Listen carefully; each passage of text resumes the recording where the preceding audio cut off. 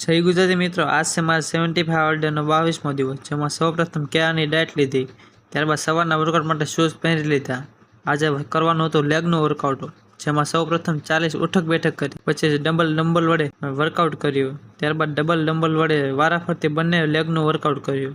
પછી heavy weight સાથે workout કર્યું, ત્યારબાદ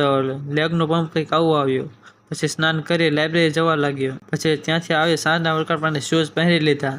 ત્યારબાદ પાણીની બોટલ લઈ દરિયા તરફ જવા લાગ્યો। સૌપ્રથમ 2 કિલોમીટર રનિંગ કર્યું, પછી 3 સ્પ્રિન્ટ મારી, ત્યારબાદ રનિંગ ઇમ્પ્રૂવ કરવા માટેની એક્સરસાઇઝ કરી, પછી 100 સપાટા લગાવ્યા, ત્યારબાદ બોક્સિંગ કર્યું, પછી 6 પેકની એક્સરસાઇઝ કરી અને પાણી પી લીધું, ત્યારબાદ કચરો એકત્રિત કર્યો જે સ્વચ્છતા માટે બહુ ઉપયોગી છે, પછી કચરો એક જગ્યાએ ઠેલવી દીધો, ત્યારબાદ આ સાંજે ભગવદ્ ગીતાનું અધ્યયન કર્યું, જેમાં વાંચ્યું કે કોઈ આત્માને આશ્ચર્ય તરીકે જુએ છે તો કોઈ આત્માનું આશ્ચર્ય તરીકે વર્ણન કરે છે, અને કોઈ તેના વિશે આશ્ચર્ય તરીકે સાંભળે છે, જ્યારે બીજા તેના વિશે સાંભળ્યા પછી પણ તેને લેશ માત્ર સમજી શકતા નથી।